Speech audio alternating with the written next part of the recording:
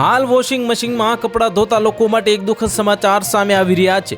આજકાલ દરેકના ઘરમાં કપડાં ધોવા માટે વોશિંગ મશીન હોય છે।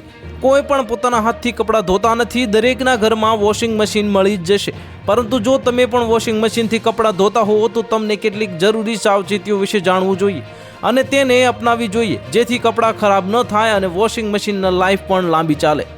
અહીં કેટલીક સામાન્ય ભૂલો અને સાવચેતીઓ આપવામાં આવી છે, જેને અપનાવીને તમે મશીનને અને કપડાની સારી રીતે લાંબા ટાઈમ સુધી યુઝ કરી શકો છો। અને વોશિંગ મશીનમાં ખૂબ જ કપડાં જે ભરવાથી મશીન યોગ્ય રીતે કામ કરી શકતું નથી અને આથી કપડાં સારી રીતે ધોવાતા નથી તો આને મશીન પર વધારાનો દબાણ પડે છે અને જેનાથી મશીનની કાર્યક્ષમતા ઘટી શકે છે।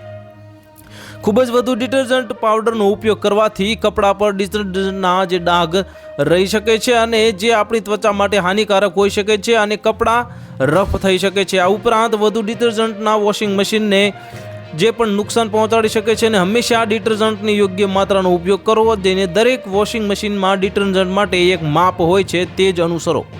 વોશિંગ મશીનનો યોગ્ય ઉપયોગ કરવાથી ન માત્ર તમારા કપડાં લાંબા સમય સુધી સારા રહેશે, પરંતુ મશીન પણ લાંબા સમય સુધી યોગ્ય રહે છે અને કામ કરે છે અને યોગ્ય રીતે કપડાં ધોવા માટે મશીનની દેખભાળ કરવા માટે તમે સરળતાથી તમારી વોશિંગ મશીનનો વધુમાં વધુ લાભ લઈ શકો છો। તો હાલ માટે આટલું જ। મળીશું નવી અપડેટ સાથે। જો તમને અમારા વિડીયો પસંદ આવતા હોય તો વિડીયોને લાઇક કરી દેજો, ચેનલને સબસ્ક્રાઇબ કરી બાજુમાં આવેલા બેલ આઇકનને દબાવી દો, જેથી તમને આવા સમાચારની અપડેટ મળતી રહે।